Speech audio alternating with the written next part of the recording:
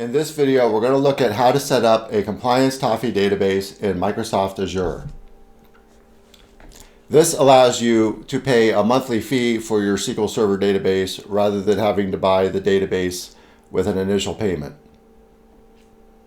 It also allows you to scale your database to your uses and can be a much more affordable way to get started with Taafi.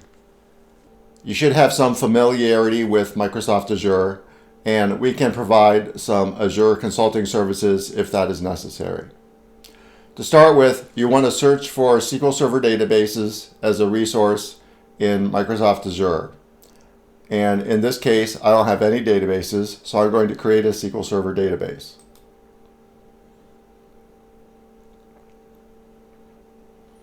I'm going to pick my subscription and resource group, give the database a name,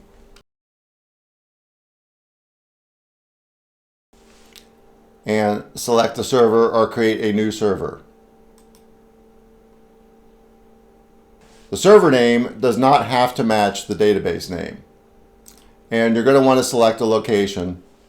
And keep in mind in Microsoft Azure that data moving across regions incurs a fee. So when you start setting up resources in Microsoft Azure, you want to pick a region and stick to that region unless you have some reason to move to multiple regions. It's a good idea to pick SQL and Microsoft Entra authentication. And in this case, you're going to want to enter a password and be sure to keep this password. So in this case, I have set myself as the admin for the database, and I've added a password and a server admin login. So I'm going to click OK.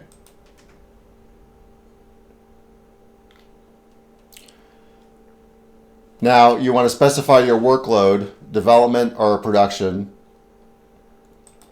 So I'm going to choose production, and now I want to configure my database compute and storage.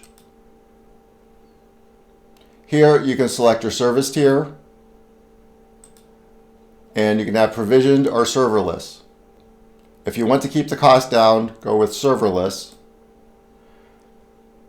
And here you can see it's only $4.78 a month. You can use these sliders to scale for different performance factors.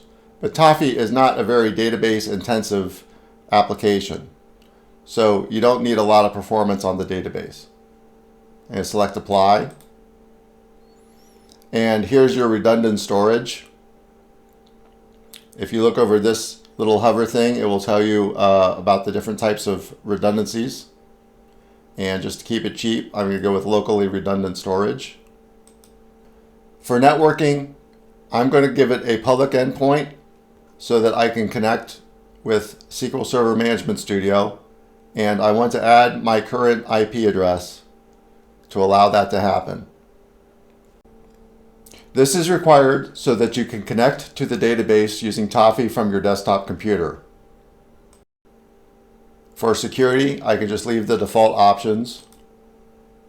Additional settings, I can leave the default options. For tags, it's a good idea to put in some tags. These are values that are added to your billing statement. And now I can review and create the database.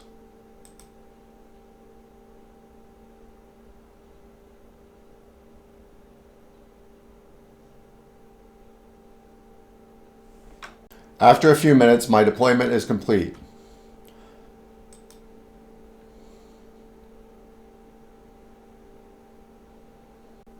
Here, looking at my SQL Server database, I can see the server name. So I'm going to copy the server name, and I'm going to go to Microsoft SQL Server Management Studio, and I'm going to connect to the database. And here, I'm going to paste the server name, and the login I created, and the password, and SQL Server authentication. And I can connect to the database.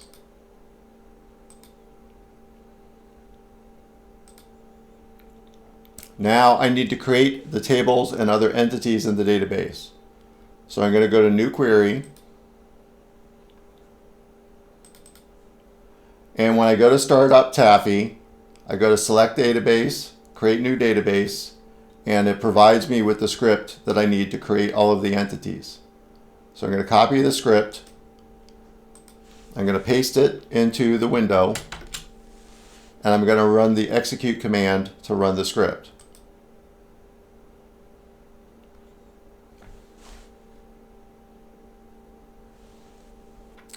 Alternatively, back in the Azure portal, I can go to the query editor and I can use my login credentials to get in. And here I have a query editor. I could have pasted the script into this query editor and ran the script to create the tables. But here you can see my tables already exist. It is very important that you properly configure the firewall settings in order for your Taafi desktop application to connect to the SQL Server database in Azure. So I want to configure access, and I have firewall rules. So currently my IP address is added to the firewall.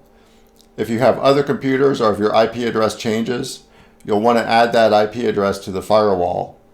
So here I have the convenience of just adding my current IP address, or I can create another rule and add an IP address range. You'll need to allow these firewall settings for every computer from which you're going to connect to the database using Taafi. Back in Taafi, at the login dialog, I can go to select database and I can enter the values. For the server name, I want to get this value here from connection strings on my database, the value that begins with TCP and ends with the port number. And I'm going to copy that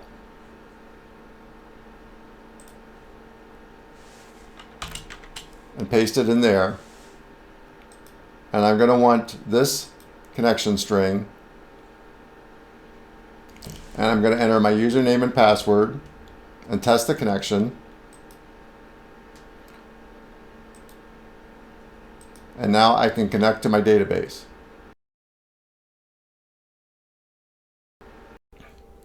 Once again, I want to emphasize that back in the Azure portal, you want to configure access to your database through the firewall rules so that every desktop computer that is going to run Taafi can access the database through the firewall. Once again, remember that we can provide some Azure consulting services if you would like assistance configuring your database to work with Azure.